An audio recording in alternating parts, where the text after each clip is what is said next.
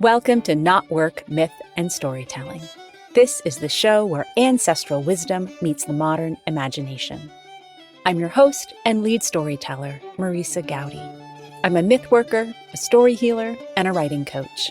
I'm the author of The Sovereignty Knot, A Woman's Way to Freedom, Power, Love, and Magic, and the founder of the Writer's Knot and Author's Knot communities.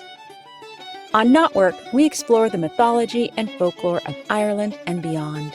Whether you're drawn to Celtic culture and the power of the landscape, or whether you just like a good story and expansive conversation, you're in the right place. Falcha. If you love what you hear and want to support the show, I'd be so grateful if you become a paid subscriber to my Myth is Medicine newsletter over on Substack. Look for the link at the top of the show notes or visit mythismedicine.substack.com. Season 6, Episode 34, Sovereignty Rising with Rima Bonario. As part of our Myth Workers and Culture Makers series, I'm excited to introduce you to Rima Bonario.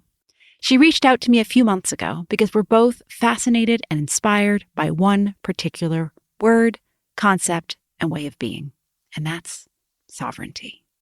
Rima has invited me to be part of her Sovereignty Rising Summit, which is designed to offer insight into how to lead, love, and live with queenly grace in chaotic times. This free 3-day online event runs from November 21st to 23rd. I love the premise of this particular online event. It is meant to offer a path for sensitive, powerful women seeking to stay soft in a hard world. Now, Rima and I have talked a couple of times at this point, and I've really been struck by her sense of authenticity, depth, and grace. From what I know of her work and her presence, there's an abiding sense of beauty to Rima. And by that, I don't mean any kind of skin-deep, limited definition that we're often fed on Instagram every day. Instead, I mean a beauty that has roots as well as blossoms, a beauty that celebrates growth and the dance in the light, but also holds space for the challenges and the shadows. Here, before I go on, let me give you Rima's official bio. Dr. Rima Bonario is an author, dream weaver, and soul coach with over 30 years of experience in spiritual and mystical exploration. She helps women reclaim their inner power, divine wisdom, and radiant presence through archetypal embodiment, ritual, and transformational programs. She is the author of the Seven Queendoms, a soul map for embodying sacred feminine sovereignty, and the founder of Bloom Temple Mystery School. Rima guides women into self-trust, soul-sourced prosperity, and embodied leadership. Holding a doctorate in Transformational Psychology, Rima blends trauma-informed practices, energy work, and the temple art of anointing to offer profound spiritual transformation. Now, I'd have to verify this, but I'm nearly positive that Rima found me through my own 2020 book, The Sovereignty Knot. It's been truly fascinating to return to my past work and feel into all the ways that it's very much still interwoven into what I'm doing now, in very many ways thanks to Rima's invitation. So before we dive into the conversation I'm about to share, I want to take a minute just to wander through my own history with my own past creation. In part, I'm doing this to clarify my own enduring yet evolving relationship with this concept and word of sovereignty. And I'm doing it as a writing coach who walks the long, winding path with authors who are putting books into the world. I think there's value in reflecting on how our relationship to our past publications endures and evolves over time. Because it's one thing to write a book and put so much into it. It's another to go through all those processes of publishing it. And then it's yet another to be several years away and still be known for those words upon the printed page. It's a relationship that shifts and changes and hopefully still feeds us. Now, I released The Sovereignty Knot back in 2020. And it was and continues to be my own story of reckoning. It's an exploration of the ways I felt my own sense of sovereignty eroding and the ways in which I'd never established a strong sense of sovereignty in the first place. It's not an easy thing in this culture, even with all the freedoms and rights that our foremothers fought for and secured for us. Sovereignty remains a riddle. So devoting myself to writing and publishing that book was an important moment of arrival. It was an extended opportunity to be with the biggest questions that I was holding at that time. How does one develop a fully embodied sense of self and self-agency in this modern world? And how can mythology and the stories of the ancestors help us now? If you're a longtime listener, you'll understand that I'm still dancing with these questions. So in the first pages of the book, I define sovereignty as your inviolable right to physical, emotional, and spiritual freedom. And then, throughout the rest of the pages of the book, I keep exploring how to experience that sort of personal connection and liberation while living inside the larger contexts of partnership, family, community, society.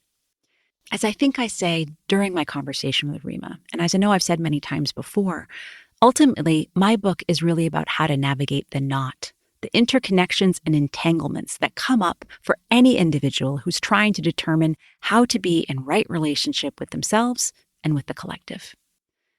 And I love the sovereignty knot, and I'm so damn proud of that woman who had 2 little kids and was coming through some really challenging personal and professional years, who had really lost her voice in an effort to build a business and fit in with a certain crowd. I got that book out the year I turned 40, and it was immensely important to me as a woman who was claiming her work and her passions, even as she sought greater comfort and confidence in her roles as mother and partner. And maybe this is true for just about every author, at least those of us who dare to look back and wonder. Because I sometimes look back and wonder about how naive I was, about how bold I was to write a book like that when I still had so much to learn. Now, granted, it was only in writing that book that I could welcome in a new season of life and access new wisdom. So now, looking back and wondering about what that author was really thinking, what the me of 6 or 7 years ago really knew, well, it might all be proof that that sovereignty stuff really works. Because maybe that author was a little bit naive, and maybe she learned so much through the writing and releasing of those pages. But here's the thing, back in 2020, those earliest months of 2020, we all were pretty naive. We hadn't lived through what was coming. We hadn't all been changed by that collective catastrophe, COVID.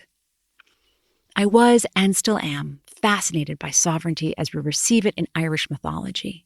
It is both a supernatural and deeply human force. Sovereignty is the glue that holds together the divine realms, the lands, and the structures of early Irish society. And, like Rima and many others, I'm inspired by this concept of sovereignty and how empowering it can be for us now, for individuals, particularly women, who tend to lose ourselves in the care of everyone else. So I mentioned 2020, and yes, that was the year the book came out, but it's also the year that sovereignty took on a lot more cultural weight and nuance. As the pandemic dragged on, the contemporary conversation and many arguments around sovereignty emerged, and those felt totally foreign to my work and my perspective.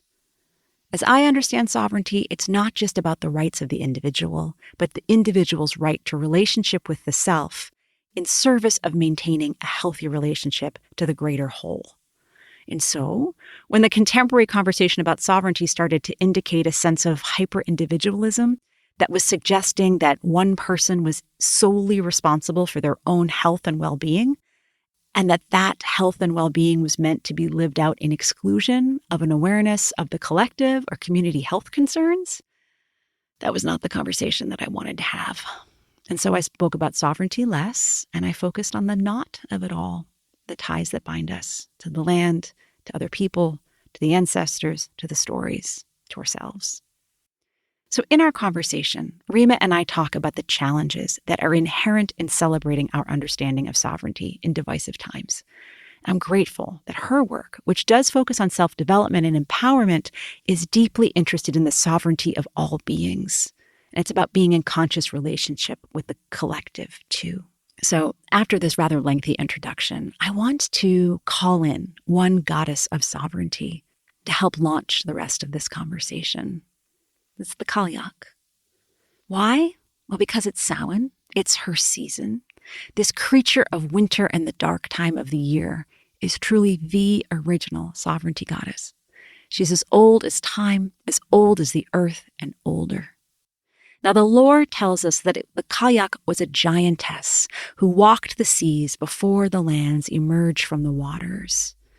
She was the one who scattered the stones from her apron to make the mountains and islands, all the way from the wilds of Scotland to the furthest reaches of West Kerry. The Kayak shapes the land, and she serves and guards the land across lifetimes. And she herself was a shapeshifter, the Kayak. Though we tend to imagine her in her elder aspect as the crone, she wasn't always the wizened hag. According to the poetry, she had 7 periods of youth when she was consort to kings, mother to kings, matriarch of entire peoples and races. Now you'll hear Rima speak a bit about her 7 archetypal sovereign queens. And this just might be one of those moments when the oldest traditions braid with modern intuition. And if we slow down and pay attention, we just might see that we are, in fact, playing in a territory that's both timeless and true.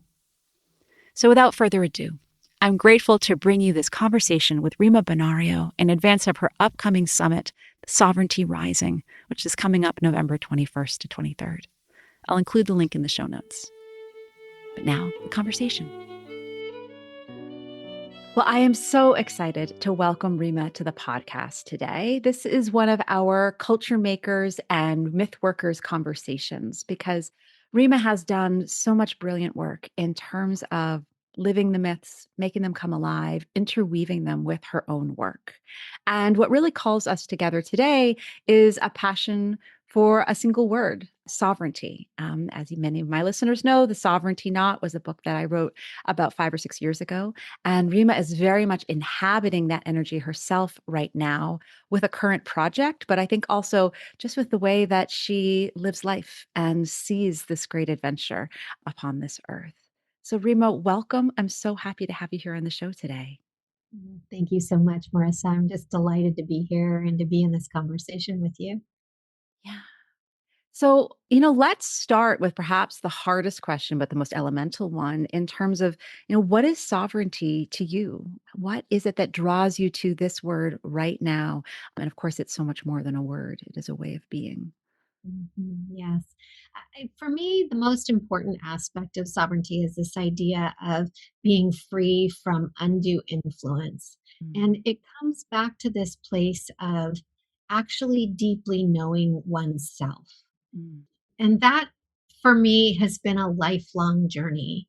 mm, And there are lots of reasons why that's been so, and almost a healing journey, really, and getting out of this way of understanding myself through other people mhm, and through the way others saw me. Much of my mm, growing up years, I was busily trying to find a place to land inside my family that felt safe and comfortable. And that necessitated a lot of tracking of the big people in my life and their moods and their anger and their upsets so that I could try to upregulate that. I've just learned that that's really the technical term for what I was doing. mm, And then I carried that habit of upregulating the people in my life all throughout my growing up years. And even in my current version of self, I have to catch myself doing that work. And it's part of my superpower. It's part of what makes me good at what I do. I'm as a space holder for women in a way, tracking others is part of how I serve at the highest level. And in my personal life, it's a hill I have to navigate where I can lose myself inside of the serving, inside of the making safe when especially some of my past trauma is poking its little head up out of the ground. Upregulating. Wow. We're kind of starting in the psychological weeds, but it's only in the sense of it's the weeds because that's the ground from which we grew up. So I just really appreciate what I think is going to be a conversation which we really weave in the psychological, the spiritual, the deeply personal, and of course, the very universal, right? Absolutely. I think when we look at stories of becoming, women's stories of becoming, and all the princesses and the Disney worlds, and I think about how the stories have shifted over the years, we've watched this idea that a good girl, a good maiden, a good young woman, a desirable young woman has that skill, Mhm. quote unquote, to upregulate the people in their lives as though that was her obligation, as though that was her responsibility. And then we move into stories of more modern times of Moana, for example. She is not upregulating anybody. She is off doing what she's there to do and expecting people to take care of themselves inside of that picture. And it's not that she's callous or unconcerned. She's totally coming from a place of service, is just perhaps lacks a bit of that codependent flavor. Yes. And it's wow, that's I think that makes so much sense as to if I had to choose a favorite Disney princess, she would be my one because of course she isn't really a princess. And I bet that's something that's common for many of the listeners here on KnotWork and many folks that you work with as well, because there is that inherently gorgeous sense of having a powerful sense of self in service to the community in connection with the all. Right, right. And that's really the trifecta, right? So Mhm. we get shown a very polarized version of what community service relationship looks like. There's either this sort of hyper focused on self version of it where Mhm. I'm off being the hero and it's a lone experience and it's really aimed at what my particular needs are, sometimes irrelevant as to how that affects or impacts those around. Mhm. And then on the other side, it's my impact and the way that connection operates is the point, and it's irrelevant how it impacts me. And of course, what true sovereignty is that I read in your gorgeous book and that I speak about in my work is this idea that I think you named it, is that I get to have both the romance and the lone wolf sort of sides of myself, right? Yeah. Where there's I get to have this true self awareness and core of who I am and my self identity as an independent, single, valid on its own perspective that then gets to be in authentic relationship with the world and with community. And of course, that is the universal. That is the universal of this experience of life finding itself and differentiating and becoming really unique and full of diversity. And then having these moments of then sort of that being swept away and we come back to the basics again. Yeah. Oh, well, thank you for naming the power of this whole concept, which certainly enamored me. That's why I followed the word and it went so far. And also knowing that sovereignty has become a tricky word in certain ways. And it really has become a very individualistic sort of feeling word term. And just as you're naming it too, you're offering what I see in it is that it's an ancient concept. It comes from our, land-based indigeneity. Particularly in my case, it was coming from the stories of Ireland and Celtic Europe. But knowing that sovereignty has always been about interrelationships and has always been about the more than just the one person figuring out their way in the world. I actually think it's the loss of that realization Mhm. that has forced this unnatural polarization upon us, that Mhm. when we lived embedded in nature and we lived embedded in community in a way that was necessary because of the times or the weather or the need to join labor together, that we understood nobody survived alone. Right. And so inside of that just basic getting it that we need each other, there wasn't sort of this backlash, I don't think. Maybe I'm romanticizing it. Maybe some people did.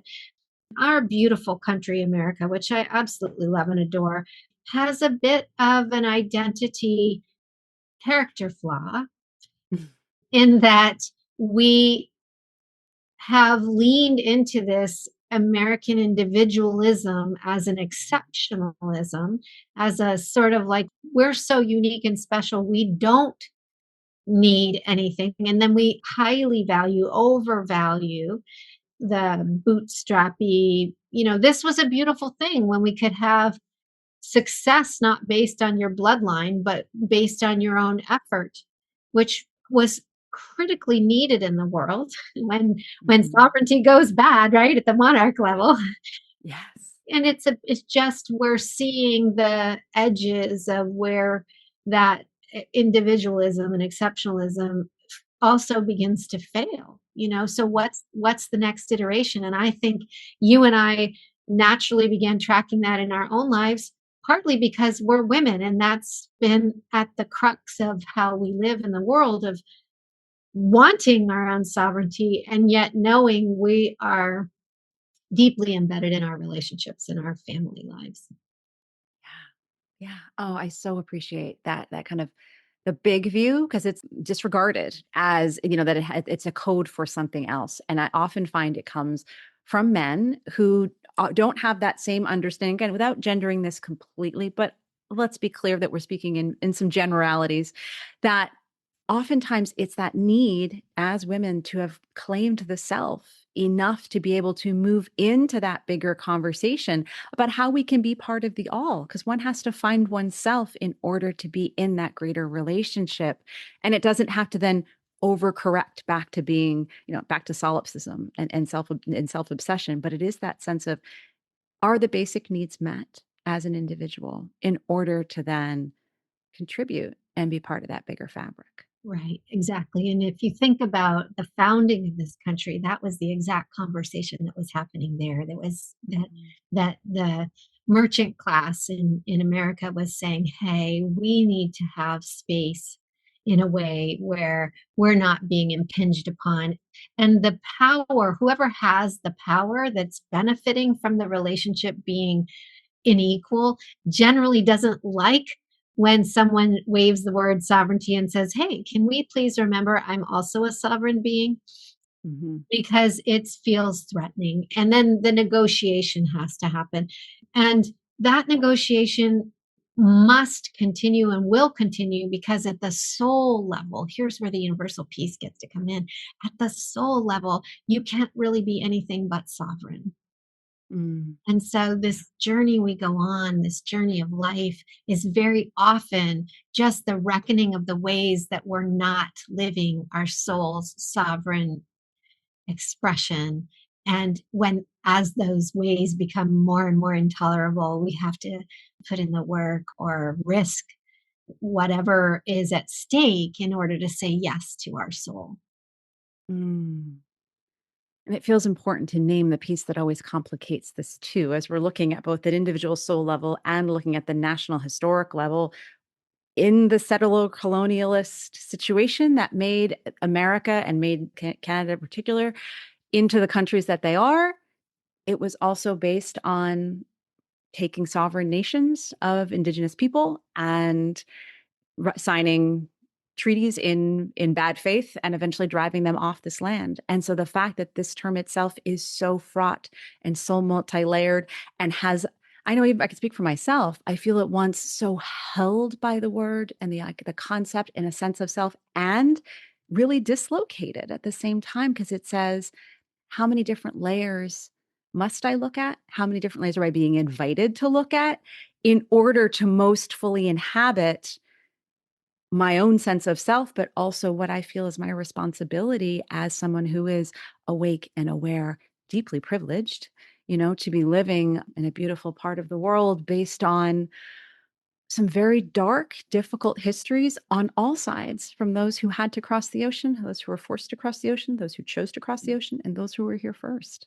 Absolutely, absolutely. And to me, this is where I've landed in my own work, as an exploration of sovereignty as through the lens of the sacred feminine. And Mhm. sacred feminine sovereignty, for me, has a very different, multi-layered tone, multi-layered understanding. And as you've described all these horrible things that have happened in the name of, well, I'll get my sovereignty, you deal with your sovereignty is not important. This is what I mean by, when we come into that relationship of recognizing the soul's sovereignty, when we arrive at that place, there is an intrinsic, or it certainly has happened for me and I've seen it in many ways, it's bubbling up now of this. We can no longer make excuses for I get to be sovereign and you don't. Mhm. Like Yeah. that whole fallacy has fallen away completely. True sovereignty actually loves, cherishes, wants, and supports the sovereignty of others as well. And that when we're able to come to relationship from that place of a complete and total respect and acknowledgement of the sovereign being across from you, the kinds of agreements, the kinds of negotiations, the kinds of families we create, the kinds of lives we live, from the macro to the micro, are radically different. And Mhm. I feel like some of the things that hurt my heart right now when I look out in the world is this disparity I see between some of the progress that's being made on the personal level and in the kitchen tables, as you're saying, and inside of family life, that hasn't yet become a big enough wave to affect us at a in a collective way just yet. Yeah. Yeah.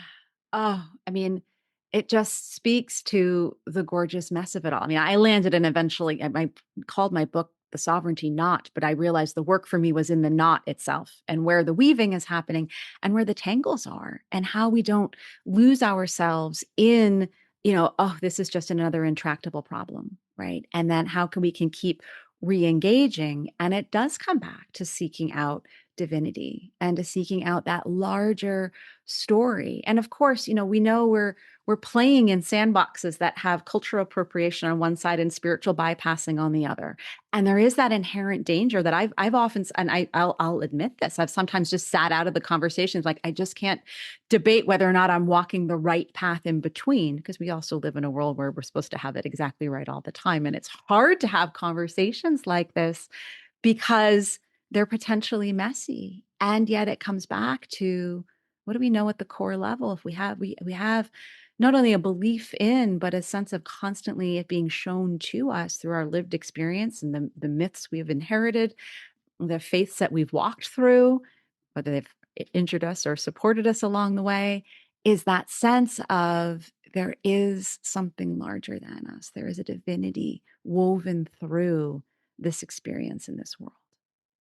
In my own growth trajectory, going through those periods of time of watching my own spiritual unfolding, I've arrived at a place of no longer demanding that everybody else follow suit, Mm, mhm, no longer believing even that everybody else is here to do the same kind of unfolding. Like for many years, I just thought, well, come on, if everybody just gets on the growth train with me, this is what we need. And I'm gonna keep working and pounding, beating the drum and calling people, because if everybody just gets on this train, we'll mm, get there eventually. And the highest form of my own spiritual development asked me to step into an acceptance that life is this dichotomy, this mhm, dynamic, this messy, beautiful, conflict and contrasty place mhm, where some people are on a growth path that's what their soul's here to do, and others are not. And that, like, to remove the lofty spiritual judgment I was holding around that, yeah, and at the same time be also willing, when the moment asks it of me, to have boundaries and to have a sense of the holy no along with the sacred yes. mm, And so it's, this thing you named, and I just, if anybody listening needs to hear this today, I hope this really lands in your heart. The way we can be very judgy towards ourselves as we're in that process of coming into that acceptance of noticing we don't always get it right, that it's very hard to, that demand for perfection inside of the spiritual life is in of itself a kind of a sidestep of naming the humanity and divinity that is the point of it all. mhm.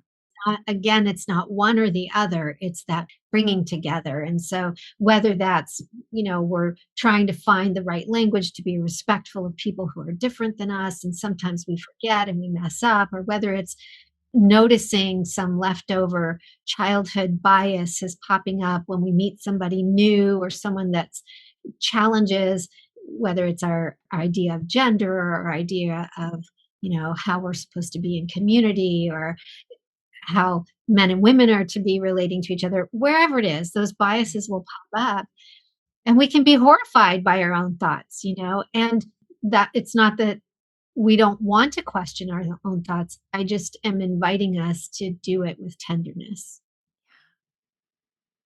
Wow. I mean, there's so much that resonates about what you just said. And even just that sense of permitting ourselves to be horrified by our own thoughts is actually such a powerful mark of development, and even, I guess, of sovereignty itself, to be able to say, if we're taking it back to that vision of sovereignty coming from being the land herself was a goddess, and and the land was sovereign, and she was a sovereign figure. So then by extension, we then look to ourselves potentially as a queendom, and that is a vast, vast territory, it full of blessed, enlightened, compassionate, perfect thought, and then also horrifying, imperfect, unboundaried, just foolish, but not in the sense necessarily of the sacred holy fools of the first card in the tarot, but more in that sense of the person who is blind and unable to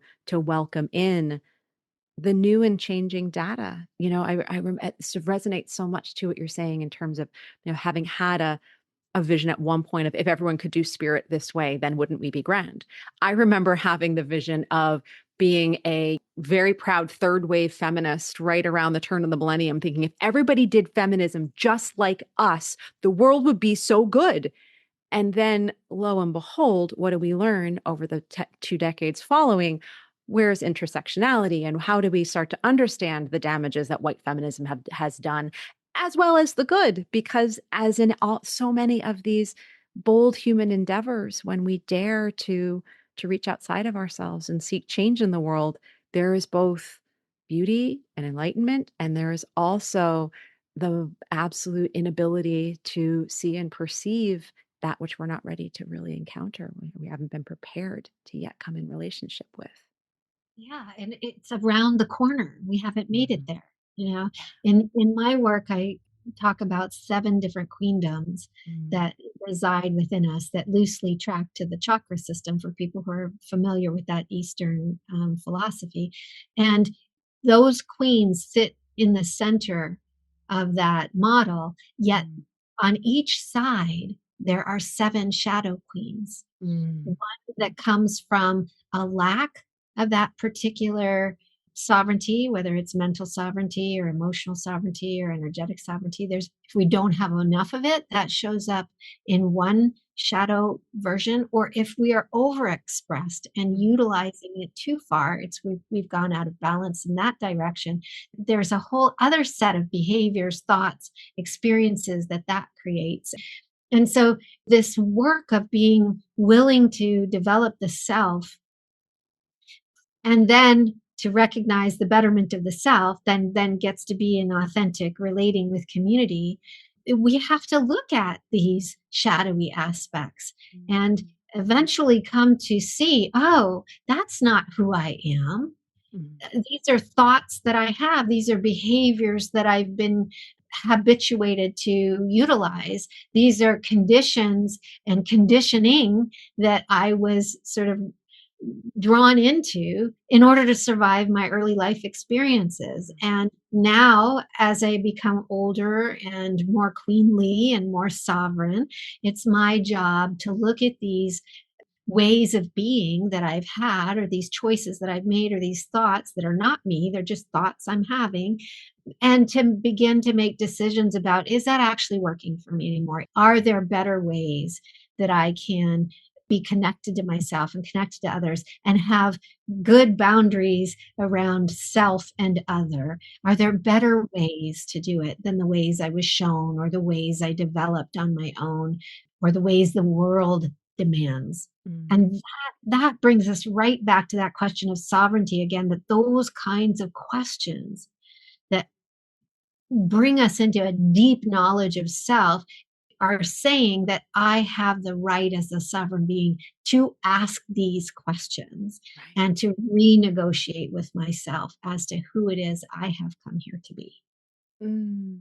Oh, gorgeous. I love that set of seven queens and seven shadow queens. That's amazing. Maybe in the spirit of that, I'm curious if you have any, whether specific queens out of mythology or specific mythological beings who have helped to guide your work. What is the archetypal, and then where did the individual, like mythic characters come in for you? That's such a beautiful invitation. For me, this sort of started in this recognition of the mythic nature of life itself. Mm. That when we're so in the weeds, that the particulars of our personality and our life experience seems just gigantic. That's all we can see. Mhm. We miss that the living of any one life is actually growing the entirety of life itself, like life as a consciousness. Mhm. This is a participatory universe, so it's mythic in that sense, that you're not just growing for you, you're growing for all of us, and all the growth that you make for yourself, you make for everyone here. Mhm. And in that way, it led me, very similar to you, out of my Catholic upbringing, I found the goddess culture. Mhm. I found, and the one that began to resonate with me the most was my work with Isis, actually, and Mm. the Egyptian lineage, which was very, very powerful for me. And then from there, I found my way into working with the Magdalene, which I have a deep relationship with now through the ancient art of anointing, as I'm a ordained in the Rosa Mystica lineage of sacred art of anointing. And then from there, it's just grown. Like the now I'm exploring more of the Greek goddesses and coming Mm. to understand that Greece, in the period where it was really flourishing, was the prototype for self development work. And Mm. their whole, I never really understood it. It just seemed like why they had all these kind of gods that were always running around doing funny things. But what was the actual religion? Well, the religion was self development, and it was the purpose of becoming the best version of oneself, whether that was a great Mm. athlete or a great orator or a great poet or a great actor, as a way of pleasing, because it would become pleasing to the gods, this idea that the Mm. perfected human. And so when I look at out there into the stories, it comes to me usually through that doorway of what we venerated, what we held Mhm. up as beautiful and worth aspiring to, whether that was Isis and her incredible power as great mother to bring this new generation of divinity into the world through her connection with Osiris and the birth of Horus. We see that whole exact configuration repeated in Mother Mary and the birth of Jesus or Yeshua and then Magdalene. And I remember as a Catholic seeing that for the first time, and what? There's other virgin births? Like there's multiple virgin births? Like this is actually a thing. It's a cultural thing. That's when it went from a personal story to me into the mythic Mm. understanding and the universal perspective. And it was like, oh, okay, there's something much bigger going on here than just this, idea of just believe what we tell you to believe and everything Mhm. will be okay. I had to go on my own journey after that. And to me, that's what really this is all about, this work of why stories are so important, because they call us onto a journey. Yes. We have those moments of saying, wait a minute, we're part of this much bigger story. And it becomes like these kind of groundswells of, intertextuality might be the modern term for it, in terms of the fact that these human stories have repeated. And to, go back to that sense of, as you say, what is it for us to be living more mythic lives rather than being caught up in that minutia of, uh, you know, go to work, come home, make dinner, pay taxes, and move on. Like there's something so much bigger at play. And I think for women in particular, there's an important reclamation that happens when we can see, oh, there's this lineage that Mm. harkens back to a time when the feminine as a quality, as an archetypal energy, was Mhm. held differently than it's being held today. And then the way that that then reflects on us, we've heard and seen representation matters. This is why it's Mhm. important to have advertising that includes people of all body types and all genders and expressions and all racial expressions, because representation matters. And in my own development, when I was able to connect with the sacred lineage of feminine queens and goddesses and the feminine face of the divine, something deeply shifted within me in terms of my own seeing of myself and my own holding of myself as someone who happened to have been born inside of a female body. And that work, you're talking about feminism, that work is continuing on, that we are remembering, really, really, literally remembering what it is that we are and that we hold. Oh, Rima, I love the way that you weave so many of the ancient and the modern and our the experiences together across time. And I know that's part of what you're going to be doing in your upcoming project because I know you have a summit coming up. I'm excited to be part of it myself. Can you tell us a bit more about what you're expecting to create in this? Absolutely. And I'm so thrilled that you are joining us for this fun adventure. It's called Sovereignty Rising. And it Mm. really is all about this idea of how we take what is a very, can be nebulous term of what exactly is sovereignty, and begin to think about the impact of it, what it means in our own lives, all the things we've been talking about, everything from reclaiming lost lineages and picking up these historical understandings of the power of the feminine, to this idea of what does this mean in my own life with how I'm raising my own children, or how I'm not choosing to raise children or have children, my gender expression or my relationship with my partner, whatever that might be. All of that gets to come forward. And I've actually identified 5 different tracks that I'm working in now, which are this idea of self embodiment and being able to self-regulate as a key, really key component and a beginning place for all of sovereignty, is that that's I've got to be able to be in self-regulation. Then there's the self-empowerment piece, which is, part of that expression. What do I do with my self-regulation? How do I express out in the world?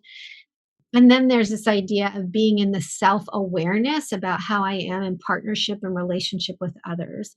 And then ultimately in self expression, which is my service work in the world. So, how do I operate as a sourced entrepreneur, or how do I be a stand for sovereignty inside of my corporate job, if that's what it is, or inside my home, if that's what it is.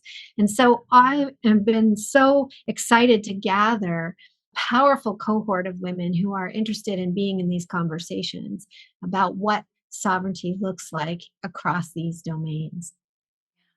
Oh, well, I am so excited to be a part of it. I'm so excited you're hosting these conversations. It's the sense of we need it now more than ever in the definition, the redefinition, the freedom from definition, but also that really careful tending and holding of saying that even in the midst of all the chaos of personal life, collective life, what's possible, what doesn't seem as possible, we can both be held by sort of those straight lines that you're offering in terms of here's categories, but within them, there's so many spirals and possibilities and different ways of being.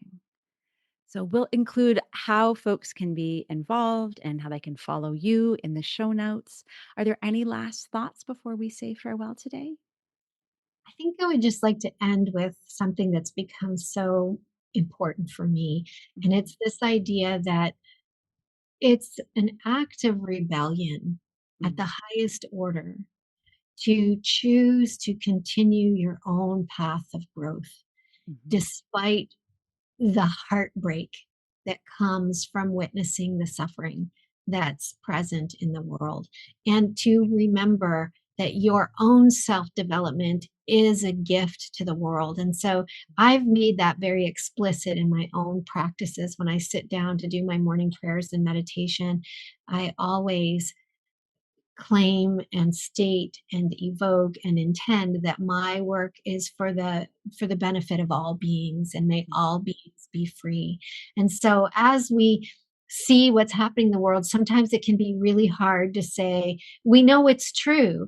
Oh, I've got high class problems, and your willingness to face whatever are the dilemmas of your life full on and meet yourself inside of that facing cuts the trail for others and heals the spiral for all of us to walk it more fully and more completely. So if you feel called to come deeper into this conversation, I invite you to check out the summit. It's free and available to all who are interested.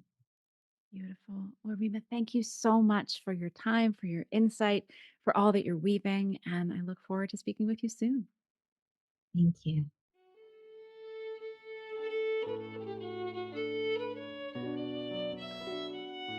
Thank you for tuning in to KnotWork, Myth, and Storytelling.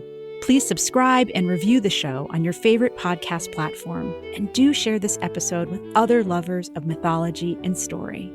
By the way, everyone is a lover of mythology and story, even if they've forgotten. Creating this show is a labor of love, and your support will help me continue to craft and share stories throughout this season and beyond. Please consider becoming a paid subscriber to my newsletter, Myth is Medicine, over on Substack, where you'll find new writing and conversations each week. You can find out more about my writing, my book, our online writing communities, as well as how to work with me as a writing coach at marisagowdy.com. Gratefully, I live, write, work, and record this podcast on the ancestral lands of the Munsee Lenape tribe, whose name means original people. Music on this show is performed by Beth Sweeney and Billy Hardy.